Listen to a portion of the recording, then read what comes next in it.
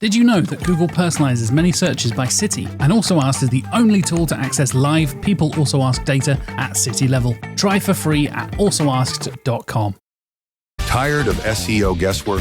Quadra's AI agent goes deeper to uncover high-impact optimizations and completes hours of SEO in minutes. Get started now.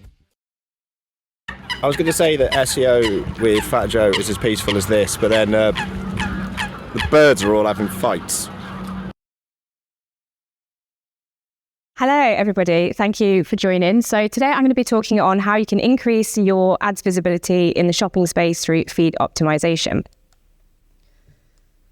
Oh gosh, we're going to have flicker again. So in terms of what you'll take away, we're going to be looking at what you should be optimizing, what you can optimize. We're going to look at how you can optimize your feed. So how do you put those optimizations that you've thought up into place? And then what are the impacts of optimization? So starting off with what to optimize. So when it comes to optimizing, you've got the elements that sit directly within the feed, and then you've also got the elements that sit more so on the website and the product pages themselves. So the first one is looking at the product attributes.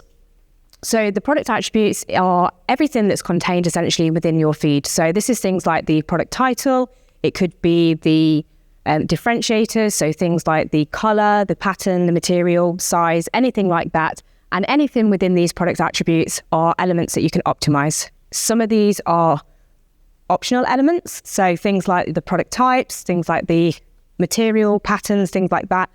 Most verticals, they're all optional. But then you've also got your required attributes that you can optimize as well. In addition to that, you've got your product visuals. Now, technically, the product visuals is a product attribute. You have to submit an image with your feed, but it deserves a special mention on its own because it's one of the most important elements. If your product visual isn't great, if it doesn't effectively represent the product that you're advertising, it's really the element that's going to get you kind of the click. It's the most prominent element within the ad space itself. Then moving on to the product pages. Now on the product pages, there's different elements. So there's things like the structured data on the product page, and you want to ensure that the structured data aligns with what you've got in your product feed. So the price that you're putting into your structured data, does that match up with your feed? Because if these elements don't match up, then you're going to run the risk of product disapprovals.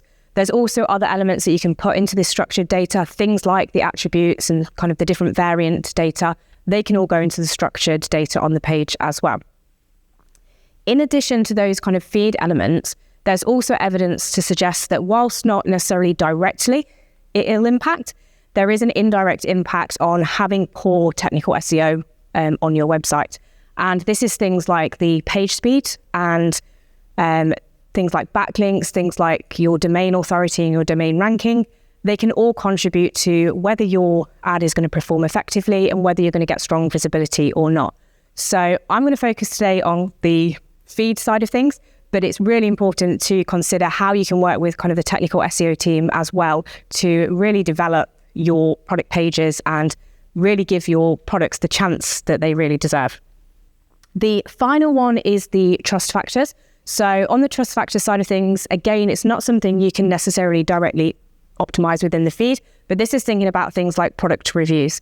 And product reviews are, can be very detrimental if you've got poor product reviews within your feed. And if you've got ads showing with these poor product reviews, then it's potentially wasted click, it's potentially wasted ad space where a more suitable product with better reviews could show. So that's another thing that you can work again with your marketing team, with your sales team, with your customer relations team to develop and see how you can improve those product reviews and focus your ads into products that are getting strong reviews and are more likely to result in a sale as well. So outside of kind of what we can optimize, the most important thing is how do we go about optimizing it? What is the kind of best approach and best solution? So when it comes to optimizing, titles is typically the first place that most people will start. It's what essentially outside of your image communicates what the ad is, what the product is showing.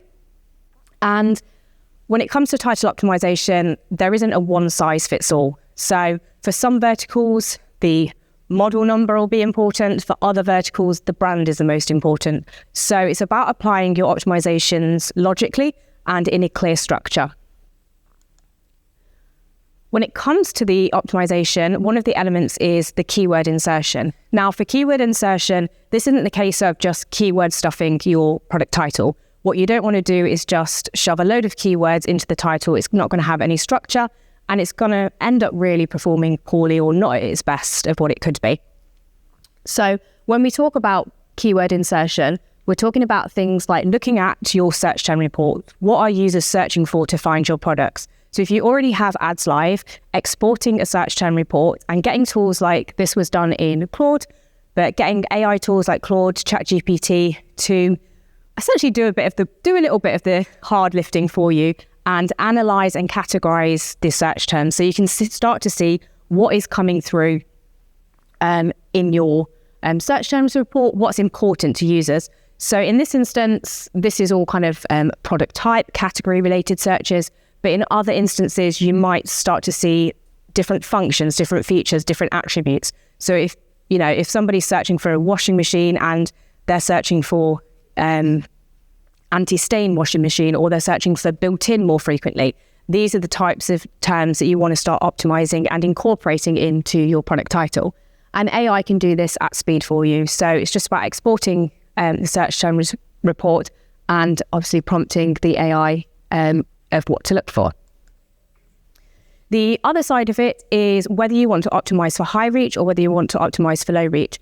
And when we talk about high reach, if we think about the general paid search space, we can think of high reach as kind of category terms and think of it more as a phrase match and optimizing your product titles to appear for category related searches. On the other end of this, if we want to reduce the reach of the product ads, then we might start to optimize actually backwards to more lower reach. But when we're optimizing backwards, it's more a case of identifying the key attributes and variants of this product and optimizing that product for specific product terms. So thinking about the size, the color, the material, the pattern, where somebody is searching for a specific product, that's when we can optimize for lower reach, but also more specific, more targeted, more relevant reach as well. And this is how it can look in kind of action. So on the left here, we can see that the title, it's not really got much to it. It basically says what the kettle is and that it's in black. On the right-hand side, this has been optimized for kind of a wider reach. So we're looking at the different functions, the different features, talking about temperature control, the fact that it's easy to use, that it's rapid boil. And this helps to categorize and say to Google, actually, if somebody is searching for this product, but they're also searching for a kettle that's rapid boil, then this product is relevant, because Google can't whip that information up out of nowhere. So if you don't tell Google this is what your product is and this is what your product does, Google doesn't know. So getting those kind of elements in the title. And I will say it's not that you want to put it in every product title. There are going to be some products that perform really well for these category searches. They're going to be your best performing products. And they're probably the ones that you're going to want to optimize for this high reach. Whereas you're going to have other products that perform well when somebody's searching exactly what the product is, but maybe not so much for the category level searches. So for those ones, you want to optimize for those more product specific terms. In addition to that, there's also different elements within this, and I'll touch on AI and automation in a little while. But the example on the left is a good example where automation can be beneficial to help you speed up and be more efficient in kind of optimizing titles. But it can also play out in a little way that makes your titles a little bit repetitive. So if you don't quality check and you don't look at your titles once you've got kind of the optimizations done, then you can end up with what the flannels ad here has for New Balance, where it's got New Balance featured twice. And that's one of the pitfalls of kind of automation, just to kind of watch out for. But we'll touch on that in a little while. Outside of kind of the keywords in the title and optimizing those titles, you've also got the product differentiators. So like I've mentioned, most of the product differentiators for most verticals, they are optional attributes. For some, the color, the size, if you're advertising in clothing and apparel, then they're going to be required. But for most others, like furniture, things like that, they're going to be optional attributes. But that doesn't mean you shouldn't submit them. So we've seen really, really great results when we just build out the product feed to include the attributes, because again, it's just giving Google more information to be able to match your products to what a user is searching for. And that could be anything from color, size, material, pattern. In some of the electronic categories, you've got things like energy ratings as well. You've also got gender, you've got age groups that you can optimize out for. And it's just about filling your feed with as much information and detail as possible. And this is what happens though when attributes are either missing or they're mismatched.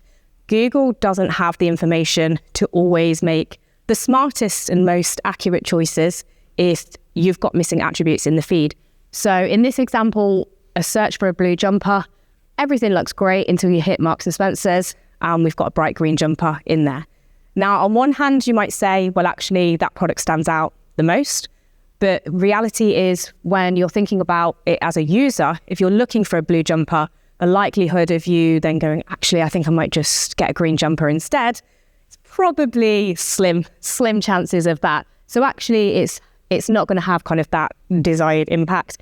And it's just an example of where you've got those missing or potentially mismatched attributes, then there's a lot of work that can be done to get better improvement there. The final one here is looking at the title structure. So the structure of the title is really important because when Google reads the titles, they're going to read it from left to right and they're going to prioritize from left to right.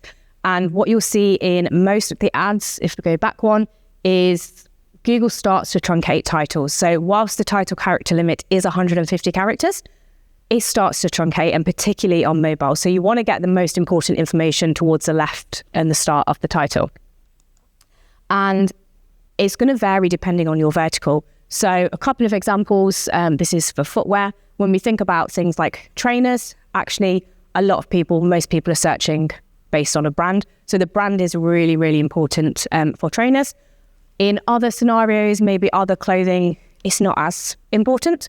Other things like gender, the product type, the key features, the material and size, they all also help to kind of differentiate and relate the product to what a user is searching for. But when we go to electronics, for example, what we found is that model numbers in electronics are actually searched for very, very frequently. And it's very different that if you were searching for a jumper, for example, you're not going to be searching based on a model number or clothing article number, very unlikely. So having the model number in that scenario wouldn't make sense. But when it's electronics, of course, it makes sense. So having those kind of elements in, and it just shows that it's about the structure, but it's about making sure it makes sense for the vertical that you're within. When it comes to how do we go about doing these optimizations, there's a lot we could do manually, but AI and automation is moving things on at a good speed and it's making things more efficient and you can get more done. But you do just need to watch out, like I say, for those pitfalls where maybe an attribute is already in some of your titles, it's not in all of them. And then if you apply it to all, it ends up double placing within those titles. So just watch out, always quality check what the AI does.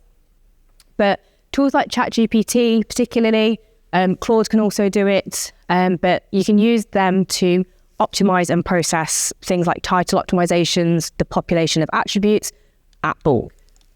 One of the ways from ChatGPT or Claude is doing it on a kind of more, I'd say, a one-by-one inspiration kind of level. Obviously, not the most efficient, but it gives you kind of an idea of what the tool is going to give you back.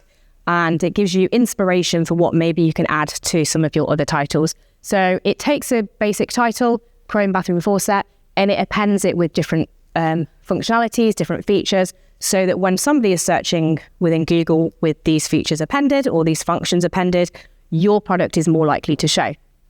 But that's not a very efficient way to do so. The other options is using a CSV, so providing ChatGPT or similar with a CSV export, and you upload this and you prompt it and you ask ChatGPT essentially to populate your missing attributes, identify what is missing, you give it the parameters, and so long as the information is within the feed somewhere, ChatGPT can do a lot of the work and a lot of the heavy lifting. But that is one thing to keep in mind, that ChatGPT, if you're giving it a CSV, is only as good as the information that is within that document. So if you don't have colours in your titles, colours in your descriptions, they're not going to have anywhere to pull that information from. And this is where something like GPT for Sheets and Docs can come in. So if you've got this information on your product page, then you can use the plugin in Google Sheets and you can set your prompts and you can give it your input, which is your product page, and you can send it out to go and crawl these product pages to find the information that you're searching for. We also have an additional tool that a colleague of mine, James and Annika, built, which is an expanded version of this. It's called Mammoth, and that goes out and it looks at multiple data sources. So this will just look at the product page.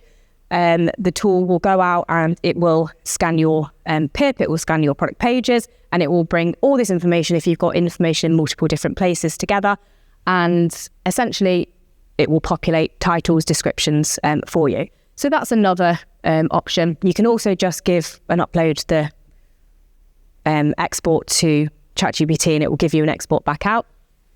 Other AI tools are, within a lot of the feed optimization tools. Product Hero down the front here is SEM's tool here.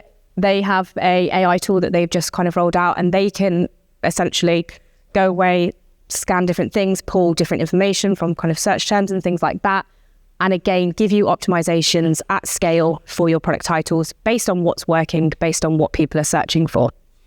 So lots and lots that you can do with AI.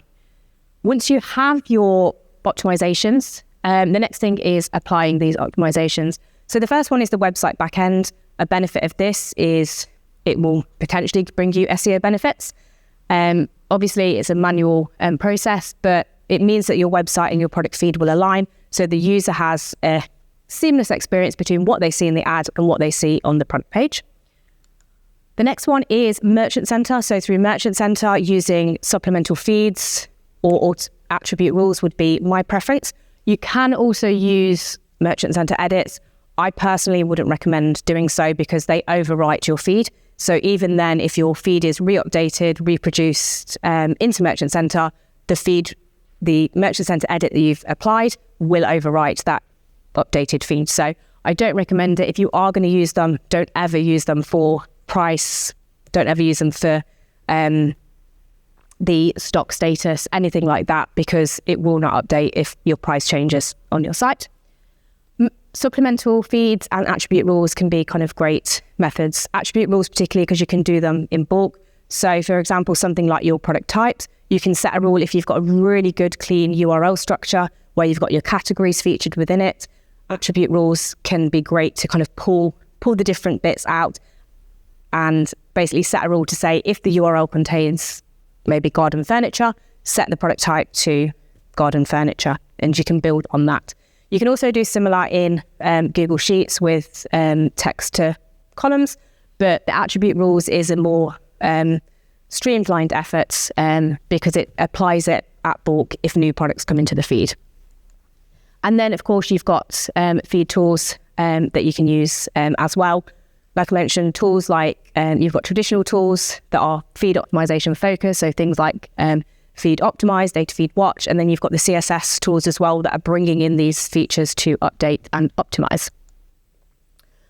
Once we've got that in there, the impacts of optimizing become very clear. What I would say is it works best if you do it at bulk, if you do it at scale, because you can essentially weather the anomalies. So when you look at one product at a time, an anomaly can really quickly skew that data. So it's better if you can apply, if you're going to apply, say, the color attribute, to do it at bulk across your kind of whole feed.